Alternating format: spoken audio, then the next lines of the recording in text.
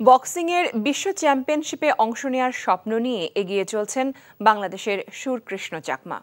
কয়েকদিন আগেই র্যাঙ্কিংয়ে ৬০০ ধাপ উন্নতি হয়েছে এই বক্সারের। পেশাদার বক্সিংয়ের যুগে বাংলাদেশের প্রথম প্রতিনিধি সুরের চাওয়া পাওয়া নিয়ে জানাচ্ছেন কুশল ইয়াসির।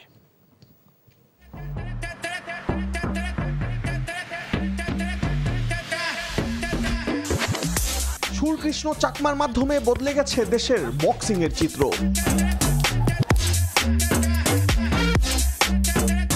তার হাত ধরেই দেশের ক্রীড়াপ্রেমীরা দেখেছে পেশাদার বক্সিংয়ের জমজমাট লড়াই। ২০১৪ থেকে ২০২২ সাল পর্যন্ত অ্যামেচার বক্সিংয়ে ৪টি শিরোপা জেতেন সুরকৃষ্ণ। ২ দফা কমনওয়েলথে দেশের হয়ে করেছেন প্রতিনিধিত্ব। তবে অ্যামেচার বক্সিং ফেডারেশনের সঙ্গে দূরত্ব তৈরি হওয়ায় সুর এখন পেশাদার বক্সিংয়ে।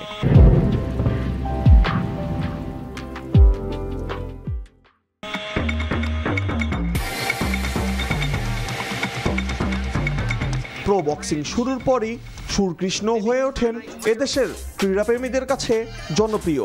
বিদেশে প্রশিক্ষণের জন্য পেয়ে যান পৃষ্ঠপোষকও। সম্প্রতি থাইল্যান্ড ও ভারতীয় বক্সারকে হারিয়ে লাইট ওয়েট ৬১ কেজি ওজন শ্রেণীতে র্যাঙ্কিংয়ে ৮০০ ঘর থেকে ২২১-এ উঠে আসেন রাঙ্গামাটিতে জন্ম নেয়া এই বক্সার।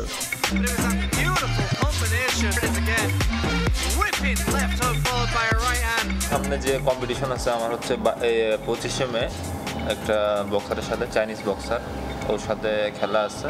যদি জিততে পারি তো আমার র্যাঙ্কিং হচ্ছে ধরেন 200 যেটা আছে আর একটু বাড়বে। তো আমি চাচ্ছি ওভাবে গ্র্যাজুয়ালি বাড়াতে, ওয়ার্ল্ডের ধরেন টপ 100-র মধ্যে ওদের সাথেও আমি এলিজেবল যে ফাইট করার জন্য।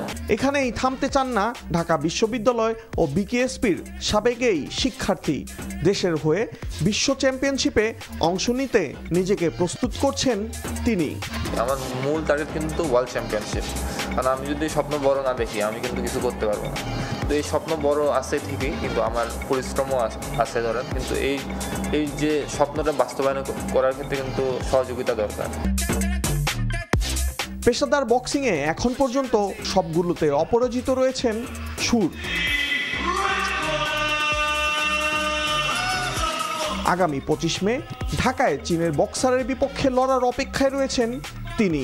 জিতলেই র্যাঙ্কিংয়ে 150-র ঘরে প্রবেশ করবেন সুর। কুশল ইয়াসির, এনটিভি নিউজ, ঢাকা।